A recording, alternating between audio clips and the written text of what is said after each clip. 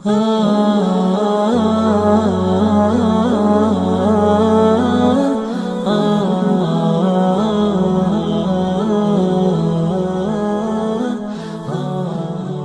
لله رب العالمين حمدا كثيرا طيبا مباركا فيه وأشهد أن لا إله إلا الله وحده لا شريك له وأشهد أن محمدا عبده ورسوله أما بعد।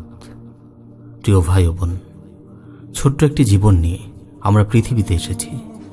তিরমিজি শরীফে বর্ণিত একটি হাদিস এসেছে, আমারু উম্মতি মা বাইনা সিত্তিনা ইলা সাবঈন ওয়া আকাল্লুহুম মান ইয়াজুজু যালিক।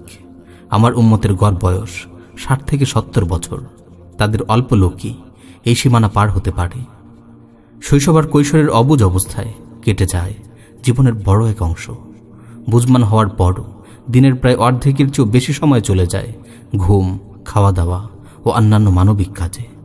কাজ করার জন্য আমরা খুব অল্প সময় পেয়ে থাকি। সময় এক চলমান প্রক্রিয়া। আমরা যাই করি না কেন স্রোতের মতো সময় বয়ে যেতে থাকে। এমনকি ঘুমালেও সময় থেমে থাকে না। তাই আমাদের উচিত সময়ের সর্বোচ্চ সদ্ব্যবহার নিশ্চিত করা, জীবনের প্রতিটি অংশকে কাজে লাগানো, প্রতিটি মুহূর্ত থেকে উপকৃত হওয়া।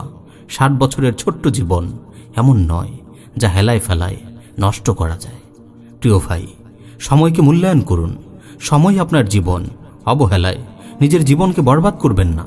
রাসূল সাল্লাল্লাহু আলাইহি ওয়াসাল্লাম বলেন, ইগতানিম খামসান ক্বাবলা খামসিন, শাবাবাকা ক্বাবলা হারামিক, ওয়া সিহহাতাকা ক্বাবলা সাকমিক, ওয়া গিনাকা ক্বাবলা ফাকরিক, ওয়া ফারাগাকা ক্বাবলা শুগলিক, ওয়া হায়াতাকা ক্বাবলা মাউতিক।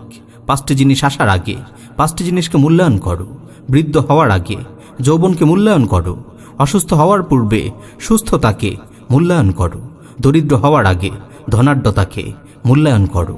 ব্যস্ত হয়ে যাওয়ার পূর্বে অবসরকে মূল্যায়ন করো। মৃত্যুর আগে জীবনকে মূল্যায়ন করো।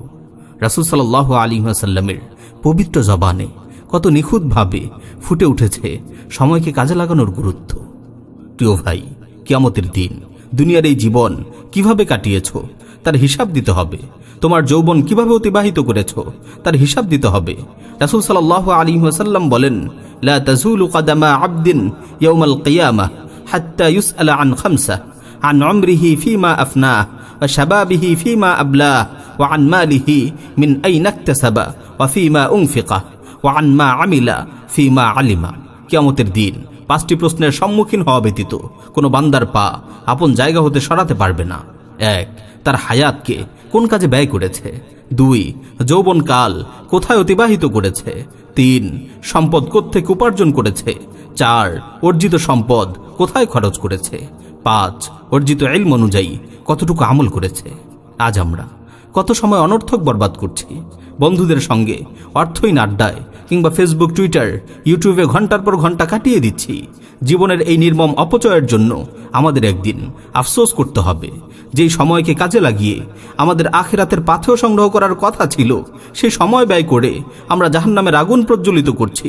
ইমাম ইবনুল কাইয়িম রাহিমাহুল্লাহ বলেন, যখন বান্দা আল্লাহ তাআলা থেকে মুখ ফিরিয়ে নেয়, গুনাহে লিপ্ত হয়ে পড়ে, তখন তার জীবনের কর্মক্ষম দিনগুলো বরবাদ হতে থাকে।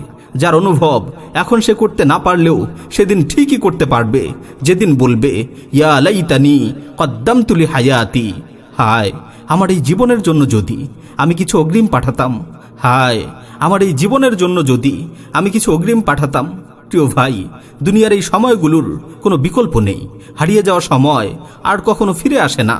আমাদের মহান সালাফগণ সময়কে খুব বেশি গুরুত্ব দিতেন। সময় থেকে সর্বোচ্চ উপকৃত হওয়ার চেষ্টা করতেন।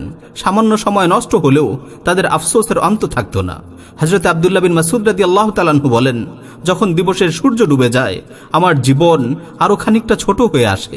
আমি আর কিছুতেই অতটা লজ্জিত হই না যতটা লজ্জিত হই এমন একটি দিন অতিবাহিত হওয়ায়, যেই দিনে আমার আমলে কোনো বৃদ্ধি ঘটেনি।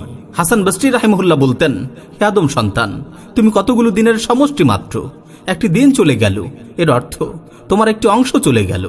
একবার মুহাম্মদ বিন নাদার রাহিমাহুল্লাহকে বিষণ্ণ চিন্তাগ্রস্ত দেখে এক লোক জিজ্ঞেস করল, আপনার কি হয়েছে? তিনি বললেন, আমার জীবন থেকে একটি রাত চলে গেল, অথচ আমি কিছুই অর্জন করতে পারলাম না। ইন্না লিল্লাহি ওয়া ইন্না ইলাইহি রাজিউন। প্রিয় ভাই, সময়ের এই অল্প পুঁজিকে কাজে লাগিয়ে আখিরাতের জন্য পাথেয় সঞ্চয় করুন। আজকের কাজ আগামীকালের জন্য ফেলে রাখবেন না। প্রতিদিন 5 ওয়াক্ত সালাত যথাসময়ে আদায় করার চেষ্টা করুন।